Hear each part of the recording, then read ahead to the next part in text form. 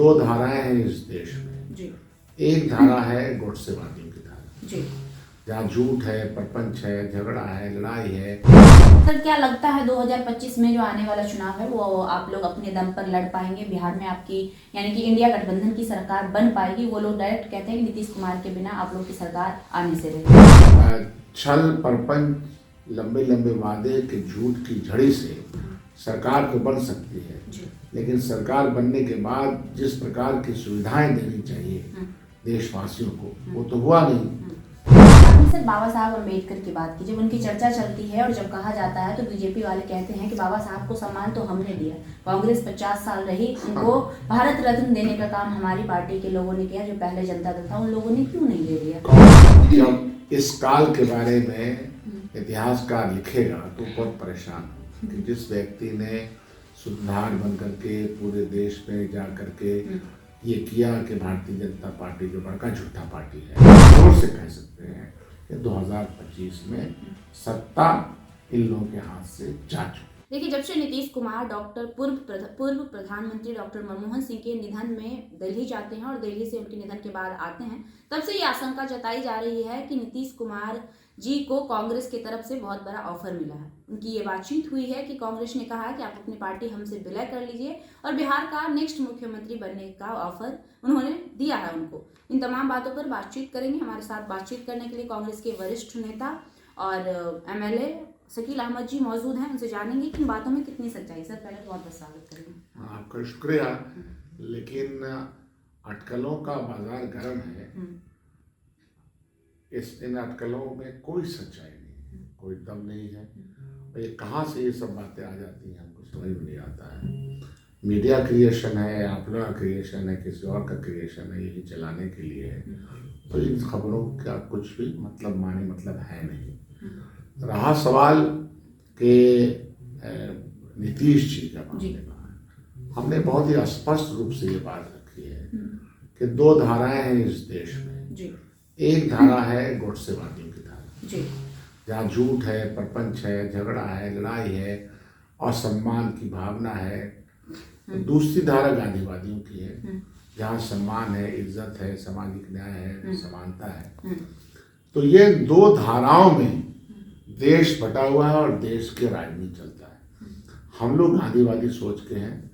राष्ट्रपिता महात्मा गांधी ने जो सोच दिया, और ये सोच हिंदुस्तान की सोच है और सदियों से ये सोच है कि हमको इकट्ठे रहना है, आपस में मिलजुल करके रहना है और समाज कल्याण के लिए काम करना है। वो सब गोडसेवादियों के किताब में सब है नहीं। उनका ये है कि नहीं साहब, ये हम ही हैं, तो इससे तो काम चलेगा नहीं।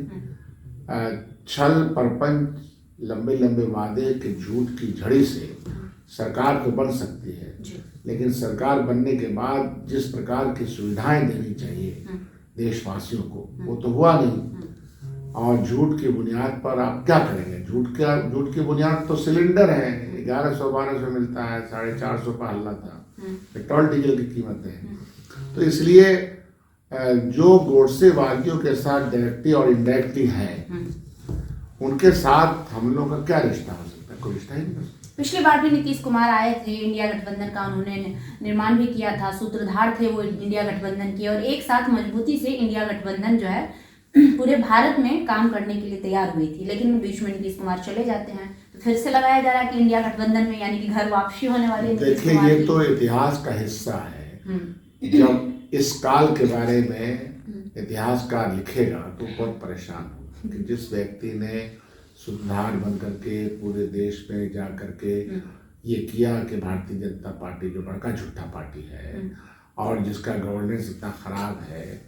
नीतीश जी खुद बोलते थे कि ये लोग इतिहास बदल देगा, इन लोगों को इतिहास का ज्ञान नहीं है, देश का स्वतंत्रता संग्राम के आंदोलन के हवाले से बोलते थे। वो 4-5 बार की मीटिंग के बाद खुद से चले गए, तो ये तो समझ से परे हम लोग।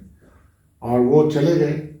नीतीश जी के टेबल पर 7 उपदेश गांधी जी का मैं देखता हूँ, बहुत सारा काम वो करते हैं, गांधी जी के नाम पे करते हैं, लेकिन सिर्फ नाम और माला जपने से तो होता नहीं। आप गोडसेवादियों के साथ चले गए, जिसका इतिहास हम सब लोग को मालूम है, और RSS का इतिहास, गोडसेवादियों का इतिहास देश में क्या है सबको मालूम है। जो आदमी भारतीय झंडा को नहीं मानता हो, भारत के स्वतंत्रता संग्राम के आंदोलन में जिसका रोल नहीं हो, जो बाबा साहब अम्बेडकर के संविधान को नहीं मानता हो, लेकिन ऐसे लोग राज कर रहे हैं। इनके साथ किसी तरह का अगर संबंध है तो रखिए संबंध, वो आपको मुबारक। हमारे साथ तो गोडसेवादी लोग चल नहीं सकते। आपने सर बाबा साहब अम्बेडकर की बात की, जब उनकी चर्चा चलती है और जब कहा जाता है तो बीजेपी वाले कहते हैं कि बाबा साहब को सम्मान तो हमने दिया, कांग्रेस 50 साल रही, उनको भारत रत्न देने का काम हमारी पार्टी के लोगों ने किया, जो पहले जनता दल था उन लोगों ने क्यों नहीं दे दिया? कांग्रेस पार्टी ने जो काम किया वो उसका इतिहास है, और कांग्रेस पार्टी ने ही मिल करके उनको ड्राफ्टिंग कमेटी का चेयरमैन भी बनाया। सब कांग्रेस के ही लोग थे। तो जिस काम से बाबा साहब अम्बेडकर इतने नॉलेजेबल थे, जिस काम से और सम्मान में इजाफा हुआ, वो कांग्रेस पार्टी ने वो पद दिया था और उसके वो हकदार थे। और उन्होंने जो संविधान हमारे सामने रखा और जो प्रोटेक्शन तमाम लोग तो वो तो बहुत बड़ी पूंजी, हमारा सरमाया है, हमारी रूह है हमारा संविधान। तो कांग्रेस पे तो इल्ज़ाम को नहीं लगाना चाहिए। कांग्रेस पार्टी ने ऐसा संविधान दिया जिसके कारण ये इलेक्शन सब हो रहा है, जिसके कारण ये सब लोग संविधान के शपथ लेते हैं। लेकिन दूसरी तरफ आपको मैं बताऊं कि 89 की बात करते हैं बाबा साहब, तो वीपी सिंह की सरकार थी, विश्वनाथ प्रताप सिंह की सरकार थी, किसी ने अपोज नहीं किया। और विश्वनाथ प्रताप सिंह की सरकार से ये अलग किस बुनियाद पे हुए थे? पिछड़ा अति पिछड़ा दलित समाज को जब रिजर्वेशन के आकार को बढ़ाने की बात हुई तो उसकी मुखालफत की। तो इतिहास ऐसा है कि सिर्फ वही जानते हैं, इतिहास हम लोग को नहीं मालूम है। वो ये क्या समझते हैं कि झूठ बार बार बोलो और 100 बार बोलो तो नहीं हो सकता। तो इसमें कोई सच्चाई नहीं है, उनकी दलीलों में कोई सच्चाई नहीं है। बड़का झूठा पार्टी का ये भी बहुत बड़ा झूठ है कि हम लोगों ने कुछ नहीं किया, उन्होंने सब कुछ किया। कुछ नहीं किया। सर क्या लगता है 2025 में जो आने वाला चुनाव है वो आप लोग अपने दम पर लड़ पाएंगे? बिहार में आपकी यानी कि इंडिया गठबंधन की सरकार बन पाएगी? वो लोग डायरेक्ट कहते हैं कि नीतीश कुमार के बिना आप लोग की सरकार आने से रही। इंडिया गठबंधन की और इंडिया गठबंधन ने जिस कमिटमेंट का मुजाहरा किया और राहुल गांधी जी ने जिस कमिटमेंट के साथ देश के जनता के हर समूह के साथ संवाद स्थापित किया है, हर जगह वो गए हैं, हिंदुस्तान का कोई कोना नहीं छोड़ा है। 4000 की पद यात्रा, फिर 2500 की यात्राओं के माध्यम से उन्होंने बताया कि देश को किस बात की जरूरत है। तो विश्वसनीयता कांग्रेस पार्टी की बहुत बड़ी है। इनकी विश्वसनीयता घटी है।